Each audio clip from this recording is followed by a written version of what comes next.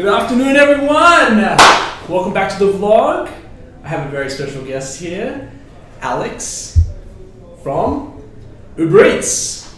So Alex has joined us in the building a couple months ago. Yep. When we first opened the building.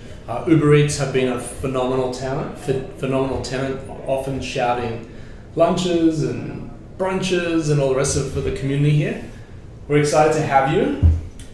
Let's talk about a little bit about your history. Yep. You're Australian. Yes.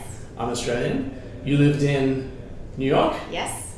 And California. How long were you in New York for? 5 years. Okay. And I was in California for 12 years. 12 years in California, Yeah. so you were gone 17 years? Yeah. Wow! I thought 8.5 was pretty good. Yeah. So talk to our, don't be shy, I think there's about 4,000, maybe 5,000 people. Just a handful. Yeah. Talk to me about what took you to New York?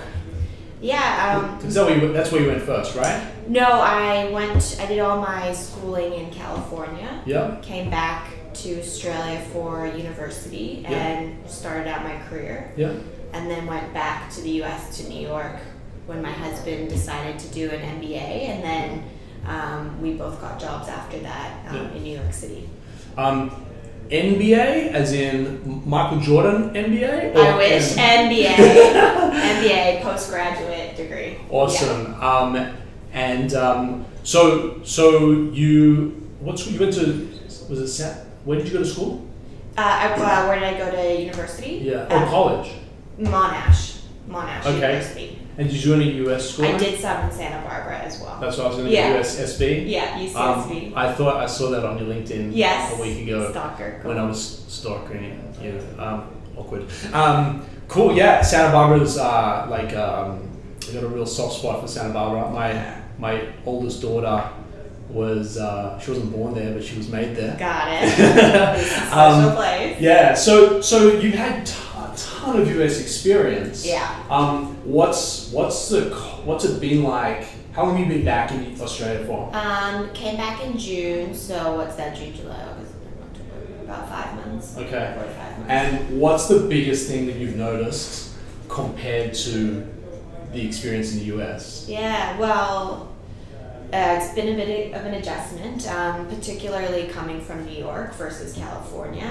California is a little bit more of a relaxed lifestyle, Sure. similar to Melbourne or Sydney, whereas New York is just kind of go, go, go, 24/7. Yeah. So coming back from that in the middle of winter was kind of a complete, 360 of what we were used to. Sure.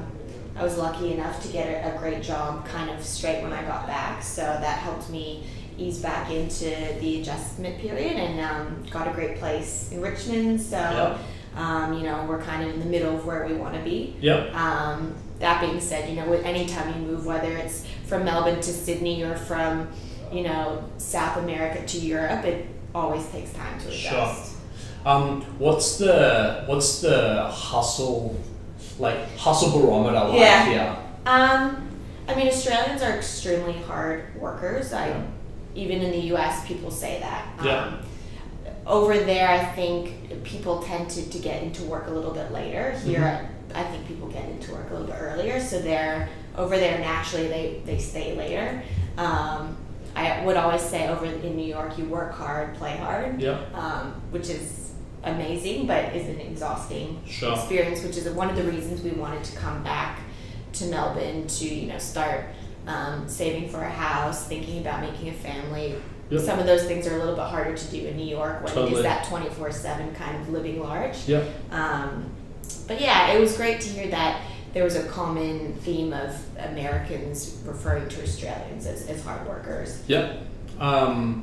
I think that Australia and America, I've never met an American that doesn't like an Australian, and I equally like to think the same on the other side, right? My experience in the US was being Australian instantly gained me access to an opportunity to be listened to. Exactly. And then the hustle and the hard work validated the door either to be closed behind me, keeping me in the game, or alternatively just keeping it open should I want to be able Yeah. Do you find that in reverse here? Kind of. I think because I have an American accent over there, I wasn't necessarily thought of any differently. My husband, however, he felt, he was a little bit special. Kind of people remembered him because he was Australian and he did extremely well in his MBA and at work.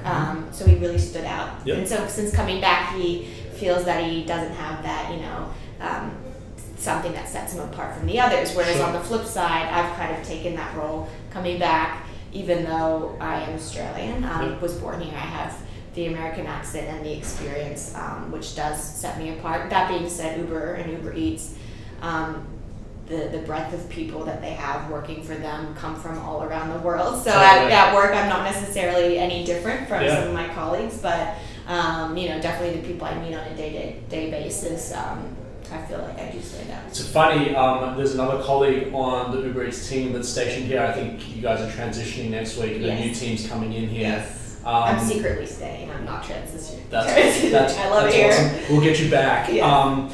There's actually a person on the team that lived and worked in Uber Los Angeles. Yes. And randomly decided to leave LA, come to Melbourne, like total parallel life with me. Lands up in Melbourne, looking for a job. Uber Eats opens up. She applied, but she didn't transfer internally. She decided I'm out. Yep. And I just think that's a pretty remarkable story. Yeah. You're led by an incredible person in Jody. Yeah. I am semi-jealous of you being under her leadership, but I'm also really happy that I get to see Jody and learn from the outside as well. Yep. Jody's daughter and my daughter are actually in class together. It's a crazy world. Crazy. But yeah, I just think that you have a phenomenal team here. You've been really hospitable and really generous with your time to me. You're always bringing food for the community, which is amazing. Everyone loves that. So I just want to say thank you. Of course. I look forward to meeting your husband in a few days. Yeah. And I look forward to kind of checking in with you as things evolve as you go through.